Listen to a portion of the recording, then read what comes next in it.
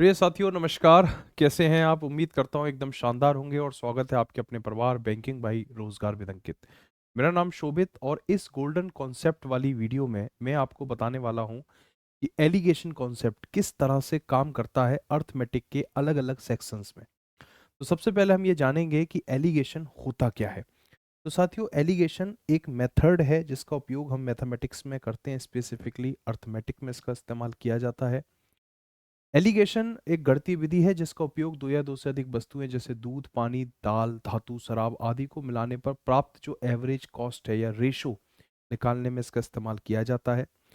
Allegation method का उपयोग कब किया जाता है? दो अलग अलग दर वाली वस्तुएं हैं और आप जानना चाहें कि किस रेशो में उन्हें मिलाया जाए ताकि एक नया एवरेज कॉस्ट आपको मिल सके।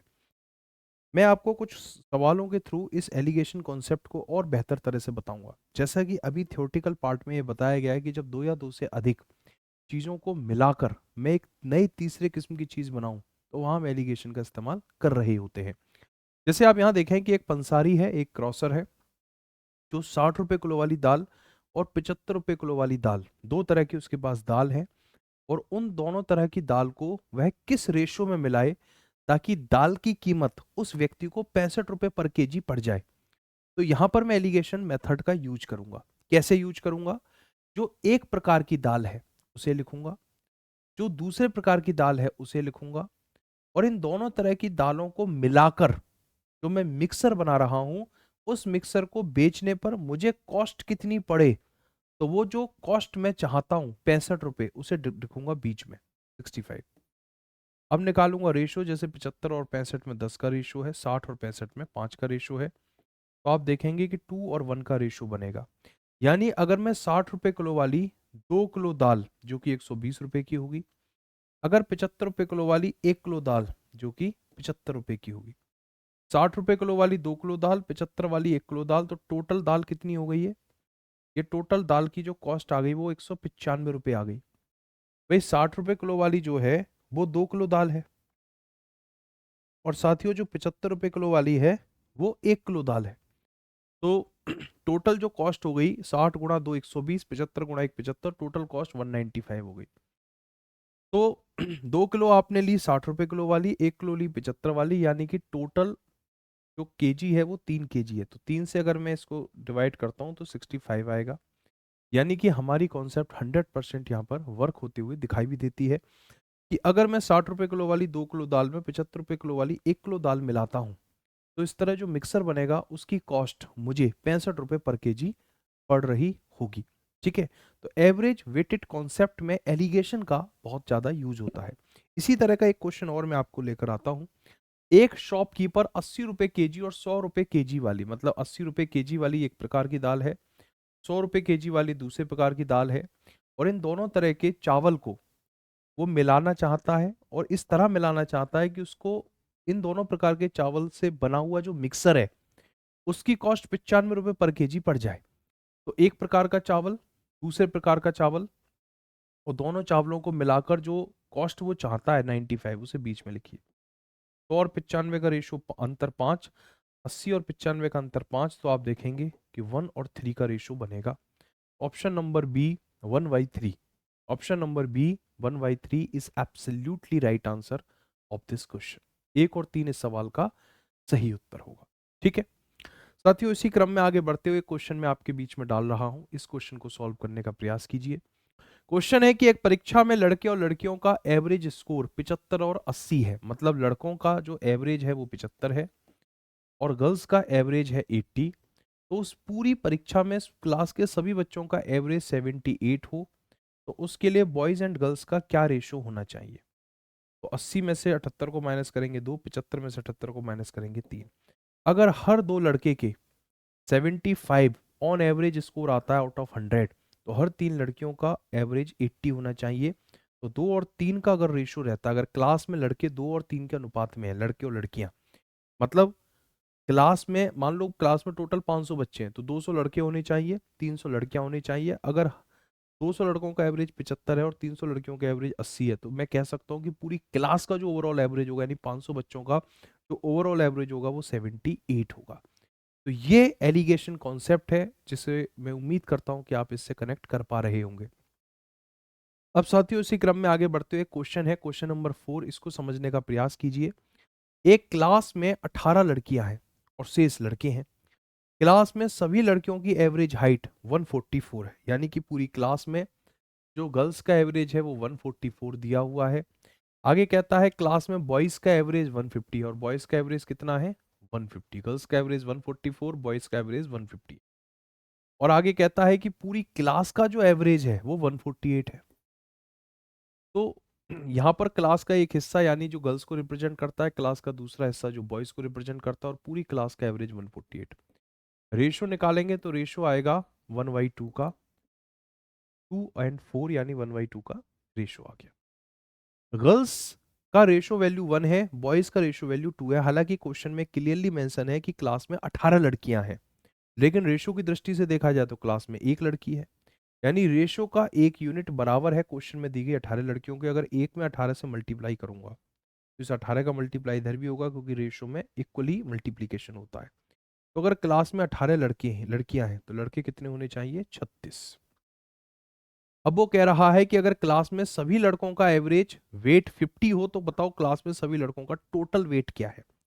तो प्यारे बच्चों, टोटल वेट निकालने के लिए, कुल वजन निकालने के लिए योग बराबर होता है औसत गुणा पदों की संख्या। औसत कितना दिया गया है, एक लड़के का एवरेज 50 दिया गया है और लड़के कितने हैं 36। अगर एक लड़के का एवरेज 50 है और लड़के हैं 36, तो ओवरऑल वेट कितना होगा, यानी योग में योग निकालने के लिए जो औसत दिया है, ठीक है 50, उसमें पदों की संख्या 36 से मल्टीप्लाई करेंगे तो 1800। 1800 इस क्वेश्चन का 100% सटीक आंसर होगा, ऑप्शन नंबर डी। साथियों एक क्वेश्चन इसे देखिए कि एक टूर्नामेंट में एक टीम ने अब तक 40 मैच खेले हैं, उनमें से 30% मैच जीते हैं। यदि वह बचे मैचों में से 60% जीतता है तो उसका कुल जीत प्रतिशत 50% होगा। मान लीजिए कि वह शेष बचे 90% मैच जीत जाता है, तो कुल जीत प्रतिशत क्या होगा।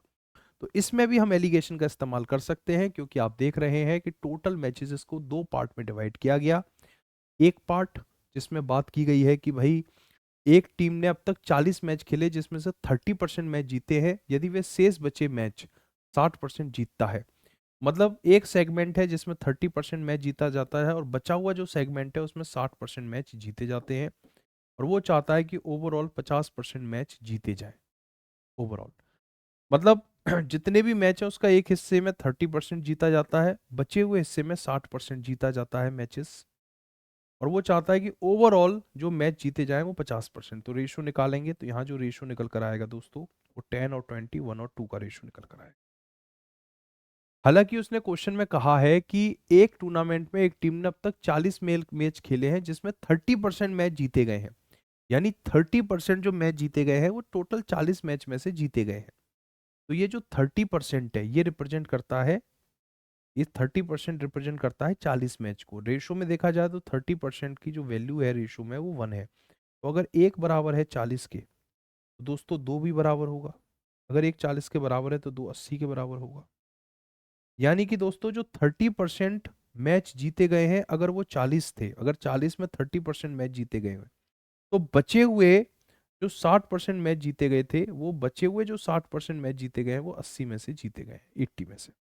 आगे कहता है कि जो शेष बचे हैं, मतलब कंडीशन डाली है, देखो इतना करके हमें यह पता चल गया कि अगर 40 में से 30% मैच जीते जा रहे हैं, तो जो 60% बचे हुए मैच जीते जा रहे हैं वो टोटल 80 में से जीते जा रहे हैं। तो टोटल नंबर ऑफ मैचेस कितने हो गए, 40 और 80, 120 टोटल नंबर ऑफ मैचेस। तो टोटल नंबर ऑफ मैचेस हो गए वो 120 हो गए। आगे कहता है कि शेष बचे में अगर 90% मैच जीतता है, शेष बचे हुए हैं 80, अगर वो कहता है 80 में से अगर आप 90% मैच जीतते हो, तो साथियों 80 का 90% बनाता है 72। वो कहता है कि अगर आप 80 में से 72 मैच जीतते हो, और आपको ये तो पता ही है कि आप 40 में 30% जीत रहे हो, 40 का तो क्लियर है, दिया हुआ है क्वेश्चन। तो आप कितने मैच जीतोगे, आप 84 मैच जीतोगे, 84 कितने में से जीतोगे, 120 में से। 84 ऊपर आएगा, 120 नीचे। 100 मल्टीप्लाई परसेंटेज का साइन, 20 से 100 5 बार, 20 से चला जाएगा 6 बार, और साथियों इस तरह आपका जो फाइनल आंसर होगा वो 70%।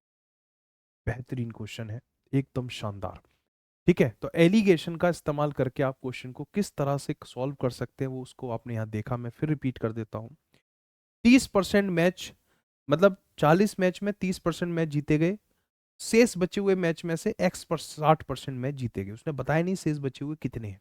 यहाँ इतना तो क्लियर है कि जो 30% मैच है वो 40 में से जीते गए, लेकिन एन बचे हुए मैच थे जिसमें से 60% जीते गए। मैं चाहता हूं ओवरऑल विनिंग परसेंटेज 50 हो जाए, तो किस रेशो में आना चाहिए? 60-50-10, 30-50-20, यानी 1 और 2 का रेशो होना चाहिए। 1 बराबर है, 1 यूनिट रेशो का बराबर है 40 के। अगर एक 40 के बराबर है तो दोस्तों 2 बराबर होगा 80 के। अगर एक 40 के बराबर है तो 2 80 के बराबर होगा। एक 40 के बराबर है 2 80 के बराबर होगा। तो मुझे ये पता चल गया इस एलिगेशन को करके कि 40 में से अगर 30% मैच जीते जा रहे हैं तो 60% मैच 80 में से जीते जा रहे हैं। फिर वो कह रहा है कि जो 80 मैच है अगर उसमें 60% ना जीत कर 90% जीता जाए तो बताओ विनिंग परसेंटेज क्या होगा? तो 80 का 90% 72 होगा। यानी अब 80 में से 72 मैच जीते जा रहे हैं जो सवाल में कंडीशन है, और 40 में से तो 30% जीते ही जा रहे हैं जो ऑलरेडी गिवन कंडीशन है। तो इस तरह से 84 मैच जीते जाएंगे 120 में, जो कि 70% का आंकड़ा टच करता है। साथियों, एक क्वेश्चन ये देखिए, प्रॉफिट लॉस का क्वेश्चन है, काफी अच्छा क्वेश्चन है, और ये क्वेश्चन भी एलिगेशन मेथड के थ्रू ही हम सॉल्व करेंगे। आप देख रहे हैं कि एलिगेशन किस तरह हम परसेंटेज में, प्रॉफिट लॉस में, एसआई में, मिक्सर में, ठीक है, एवरेज जैसे चैप्टर में इस्तेमाल कर रहे हैं। तो अर्थमेटिक में काफी यूज होता है एलिगेशन का, और एक कॉन्सेप्ट आपको अलग अलग अर्थमेटिक के सेगमेंट में देखने को मिलती है। 3500 रुपए में 2 घड़ियां खरीदता है एक व्यक्ति, एक घड़ी को 25% के मुनाफे पर, 25% के मुनाफे पर, दूसरी को 10% के लॉस पर। एक को 25% के मुनाफे पर, दूसरे को 10% के लॉस पर, और पूरे सौदे में ना तो कोई प्रॉफिट होता है ना कोई लॉस होता। तो पूरे सौदे का जो परसेंटेज है वो बीच में आएगा। एक घड़ी का परसेंटेज जो भी है प्रॉफिट परसेंट वो लेफ्ट में आएगा, दूसरी घड़ी का जो लॉस परसेंट है वो राइट में आएगा, और ओवरऑल जो परसेंट है वो बीच में आएगा। तो यहां आप देखेंगे ये जो रेशो बनेगा दोस्तों वो 10 और 25 का रेशो बनेगा। 5 से 10 2 बार, 5 से 25 5 बार, तो 2 और 5 का रेशो बन गया। वो कह रहा है कि प्रत्येक घड़ी का कॉस्ट प्राइस बताइए। तो वो दोनों घड़ियों को 3500 में खरीदा गया, और रेशो की दृष्टि से देखा जाए तो पहली घड़ी 2 रुपए में, दूसरी घड़ी 5 रुपए में, यानी दोनों घड़ी 7 रुपए में खरीदी गई थी। दोनों घड़ी 7 रुपए में खरीदी गई थी, लेकिन क्वेश्चन में कितना गिवन है? 3500। तो साथियों, पहली घड़ी की वैल्यू निकालने के लिए जो टोटल कॉस्ट प्राइस है दोनों घड़ियों की 3500 से लिखो, और डिवाइड में दोनों रेशो का जो सम है 7 उससे डिवाइड करो, मल्टीप्लाई कर दो। अगर पहली घड़ी की वैल्यू चाहिए तो 2 से मल्टीप्लाई कर दो, और दूसरी घड़ी की वैल्यू चाहिए दोस्तों,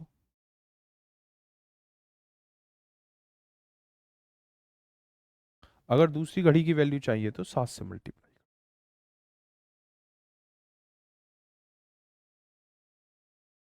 ठीक है, तो 1000, 3500/7, ठीक है, 500 हो गया। अच्छा ये 5 है तो यहां पर आएगा 2500। अगर पहली घड़ी 1000 रुपए की है तो दूसरी घड़ी कितने की होगी? 2500। पहली घड़ी की रेशो वैल्यू 2 है, दूसरे की 5 है, तो 2500 option number A, A question का सही आंसर होगा। साथियों, इसी तरह का एक क्वेश्चन ये है, इसको सॉल्व करने का प्रयास कीजिए। एक आदमी ने 10,000 रुपए में एक बैल और एक गाड़ी खरीदी। उसने बैल को 30% के फायदे पर, 30% के प्रॉफिट पर, गाड़ी को 20% के लॉस पर बेच दिया, और ओवरऑल उसको 2% का मुनाफा हुआ। रेशो निकालेंगे।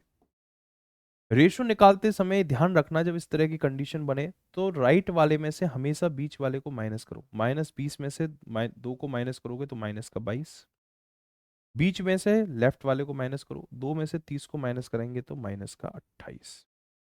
तो यहां पर जो रेशो बनेगा वो 11 और 14 का रेशो बनेगा, 11/14, 11/14। आगे कहता है इस प्रकार कुल 2% का मुनाफा हुआ, बैल का कॉस्ट प्राइस बताओ। तो बैल का कॉस्ट प्राइस कितना है? 11। इस 11 यूनिट की रेशो के, इस 11 यूनिट की वो आपसे वैल्यू जानना चाहता है। तो ओवरऑल जो कॉस्ट प्राइस है वो है 10,000। ओवरऑल जो कॉस्ट प्राइस है वो 10,000 है। डिवाइड में बैल की कॉस्ट प्राइस 11 है, गाड़ी की कॉस्ट प्राइस 14 है, यानी कि दोनों की कॉस्ट प्राइस कितनी है? 25। तो 10,000 में इस 25 से डिवाइड करो दोनों कॉस्ट प्राइस से। याद रखना ये प्रॉफिट लॉस के सवालों में जो नीचे रेशो आता है ना, ये पहले आइटम और दूसरे आइटम की कॉस्ट प्राइस, कॉस्ट प्राइस मतलब वह कीमत जिस पे कोई वस्तु खरीदी जाए उसको रिप्रेजेंट करता है। 11 और 14 25। ठीक है, ओवरऑल जो कॉस्ट प्राइस है दोनों आइटम की वो 10,000 है। 10,000 में 25 से डिवाइड करके वो पूछ रहा है बैल का कॉस्ट प्राइस, तो बैल का कॉस्ट प्राइस आगे वाला फर्स्ट नंबर है 11, 11 से कर दो मल्टीप्लाई। तो जब आप इसे सॉल्व कर रहे होंगे तो 400 मल्टीप्लाई 11 तो ये बनाएगा 4400, 4400। तो साथियों 4400 ऑप्शन नंबर ए इस क्वेश्चन का एकदम सटीक आंसर हो जाए। साथियों आगे बढ़ते हैं और अब मैं आपको लेकर चलता हूं सिंपल इंटरेस्ट में किस तरह से हम एलिगेशन का इस्तेमाल करते हैं, आइए देखते हैं। 9,000 रुपए की धनराशि को आंशिक रूप से 7% और शेष को 9% की रेट से उधार दिया जाता है। ओवरऑल जो रेट ऑफ इंटरेस्ट है वो 8.5% है। तो बताइए 9% पर दी गई धनराशि क्या है। तो आप देखेंगे कि जितना भी टोटल उधार दिया गया धन था उसे दो हिस्सों में उस पर रेट ऑफ इंटरेस्ट लगी है।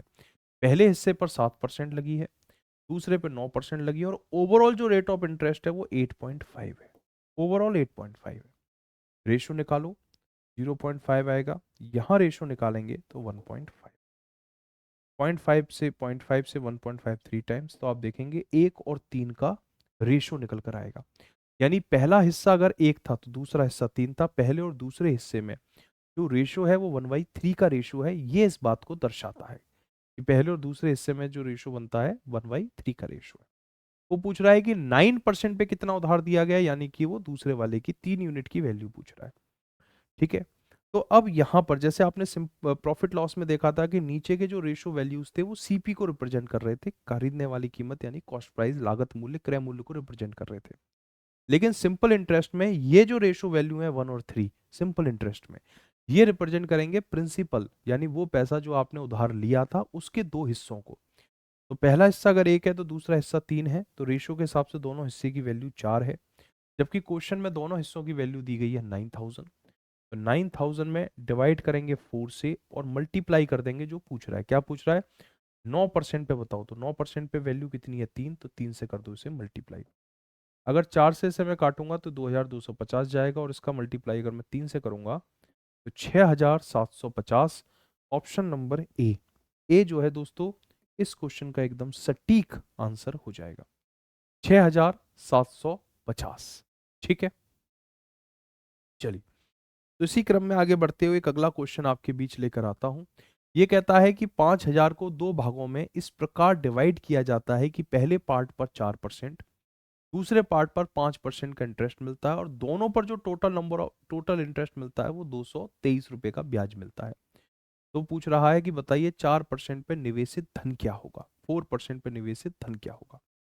तो साथियों पहले पार्ट पे देखिए आप, 5,000 का 4%, यानी 5,000 पे 4%, परसेंटेज से 2 जीरो चले गए, तो पहले पार्ट में 50 चौके 200 रुपए का ब्याज मिलता है। दूसरे पार्ट पर 5%, तो 5,000 का 5% 250, दूसरे पार्ट पर 250 रुपए का ब्याज मिलता है। पहले पार्ट पर 200, दूसरे पार्ट पर 250 रुपए का इंटरेस्ट मिलता है, और ओवरऑल जो इंटरेस्ट क्वेश्चन में गिवन है वो 223 है। मतलब दोनों हिस्सों पे टोटल 223 रुपए का ब्याज है। परसेंटेज में चला जाऊं तो पहले हिस्से पर 200 रुपए का ब्याज है, दूसरे पे 250 का, और ओवरऑल 223। रेशो निकालेंगे तो 27 और 23 का रेशो निकल कर आएगा। यानी पहला हिस्सा और दूसरे हिस्से के बीच का जो अनुपात है वो 27 और 23 का अनुपात है। वो पूछ रहा है 4% पर निवेशित धन क्या है। 4% मतलब पहला हिस्सा, इस 27 की वैल्यू पूछ रहा है। Overall rate of interest, overall जो प्रिंसिपल है वो 5,000 है। ओवरऑल प्रिंसिपल क्वेश्चन में गिवन है 5,000। और मैंने क्या बताया था अभी कि सिंपल इंटरेस्ट में जो नीचे की रेशियो वैल्यूज होती हैं ये इसका सम ओवरऑल प्रिंसिपल को रिप्रेजेंट करता है, यानी कुल मूलधन को व्यक्त करता है। तो मूलधन का एक हिस्सा 27 है, दूसरा हिस्सा 23 है, तो अनुपात के हिसाब से दोनों हिस्सों का योग 50 है, जिसकी वैल्यू क्वेश्चन में 5,000 दी है। तो 5,000 में लगाओ 50 से डिवाइड और मल्टीप्लाई कर दो उससे जो वो पूछ रहा है आपसे, जो वो एग्जामिनर जानना चाहता है कि 4% पे निवेशित धन, तो 4% यानी पहली वाली संख्या 27 है। तो 27 से इसे करो मल्टीप्लाई। तो जब आप इसे सॉल्व कर रहे होंगे तो साथियों 2700 इस क्वेश्चन का एकदम सटीक आंसर होगा, जो कि ऑप्शन नंबर बी है। ठीक है, तो आपने देखा कि आज इन 9 सवालों के थ्रू इस वीडियो में, एक छोटी सी वीडियो मैंने ये बनाई है लेकिन बहुत पावरफुल कॉन्सेप्ट मैंने इसमें दिया है। इन 9 क्वेश्चंस के थ्रू आपको ये पता चला कि सिंपल इंटरेस्ट में हम कैसे एलिगेशन का इस्तेमाल करते हैं, प्रॉफिट लॉस में किस तरह एलिगेशन का हम इस्तेमाल करते हैं, या फिर हम बात करें तो परसेंटेज में किस तरह से हम इसका उपयोग करेंगे, या फिर एवरेज चैप्टर में किस तरह इस कॉन्सेप्ट को यूज करेंगे, ठीक है, या फिर हम बात करें तो मिक्सर चैप्टर में कैसे इस कॉन्सेप्ट का यूज करेंगे, ठीक है। तो इस वीडियो में जिसका नाम था एलिगेशन मेथड गोल्डन कॉन्सेप्ट एक कंप्लीट होती है। अब मैं आपको कल एक नई गोल्डन कॉन्सेप्ट पर वीडियो बनाकर दूंगा जिसमें हम बात कर रहे होंगे सक्सेसिव इंक्रीमेंट और डिक्रीमेंट की कॉन्सेप्ट पर। तो ये 5 दिन 5 गोल्डन कॉन्सेप्ट का दिवस रहेगा। तो डेली आपको एक कॉन्सेप्ट पूरे अर्थमेटिक में इस्तेमाल होने वाली जो कॉन्सेप्ट है उस पर हम चर्चा करते हुए दिखेंगे। इस वीडियो में इतना ही। Thank you. जय हिंद, जय भारत।